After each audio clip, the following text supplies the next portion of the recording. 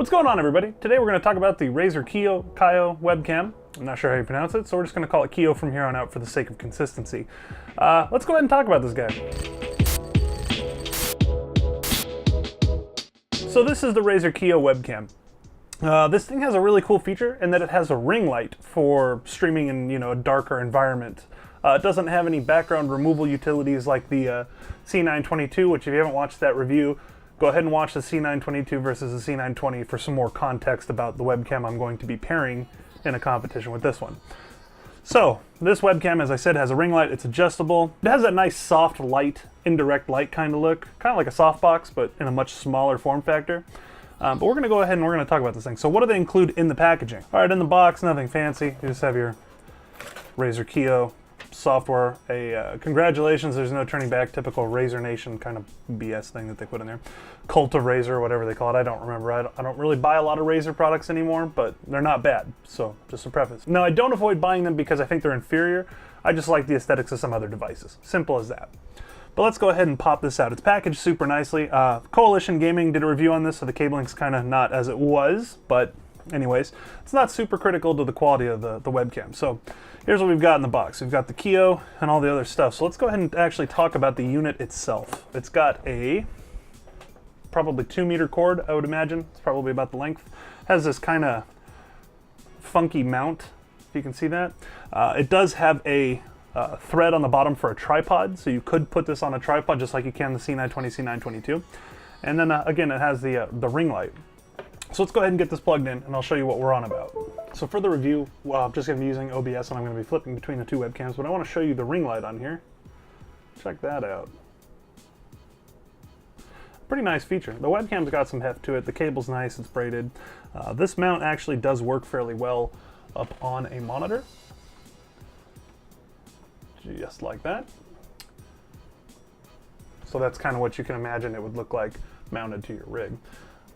So let's go ahead and we're going to go ahead and compare the video quality on these two. Okay, so here we have the two webcams side by side. I'm using OBS. The settings are the same on both webcams. They're both 1080p, 30 frames a second. They are both running low light compensation and automatic white balance turned on. So let's go ahead and bounce back and forth. So this is what the Logitech C922 looks like in low light. It's not exactly the best, but it's not exactly the worst. Go ahead and flip over to the Kiyo. And I notice the white balance in the Kiyo is metering a lot, a different color temperature. It's a lot more yellow, so the color temperature is not reading the white balance as correctly, and these are both set to automatic. But you notice the frame rate is better in low light than the Logitech. The Logitech, you get this kind of like, wave effect because this blur effect because it's trying harder to compensate for the low light.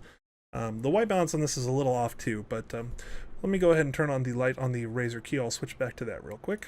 So here we go. Let me turn on the ring light because this is like the selling point. So this is the lowest setting on the ring light. And I want to show you something because this looks better. The white balance is a little bit better to compensate for the blue cast of the LED. But when I go to the Logitech, you'll notice that I still think the Logitech has a better image. It's a lot less noisy. You'll notice there's a lot less grain in it. So let me switch back to the Kiyo. There's a ton of grain in this webcam.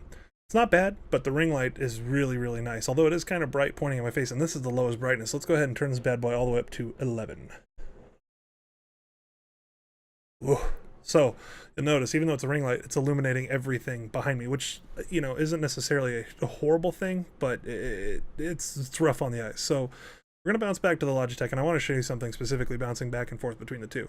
You'll notice all the noise, like you can see it all in the gray, dark tones around the edges of the frame. When I switch to the Logitech, the grain and noise is more uniform and the white balance is more accurate. So based on this, I'll just bounce back and forth so you can check it out. Camera 1, camera 2, camera 1, camera 2. Okay, so you'll notice that the Logitech still has that motion blur because it's trying to pump to get more usable light into it. Now, if I change that and turn off low light compensation on both webcams, I can do that right now.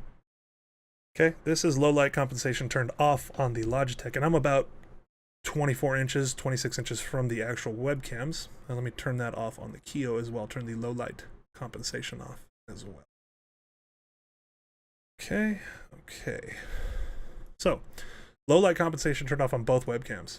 You'll notice still that the Kiyo has a ton of noise throughout the entire webcam through the entire frame.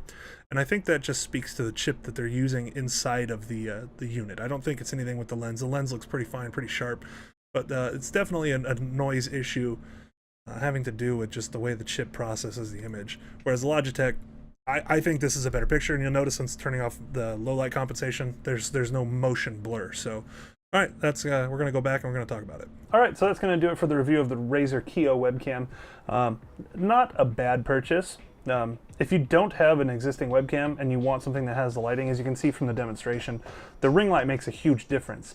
If you're using this in like an OBS overlay or something like that where the camera is going to be smaller and in the corner, that noise that you see in the video comparison won't be as noticeable. However, this isn't really designed for conferencing, it's for gaming. So with that in mind, I would say if you're looking for something that, you know, you want the fill light feature, having that ring light, this is pretty much the only option and best option, other than maybe getting a USB light or picking up a battery operated LED light with a diffuser like this that you can mount up somewhere. This is also a valid option in this scenario, but I digress. Nice webcam, pretty good feature set, all in all a nice buy. Thank you to Matt from Coalition Gaming, aka Wayfast Whitey, for providing this for review. Really appreciate it. If you guys have any questions or found this video useful, go ahead and give it a thumbs up and leave a comment. Otherwise, I'll see you guys later. Thank you, and have a great day.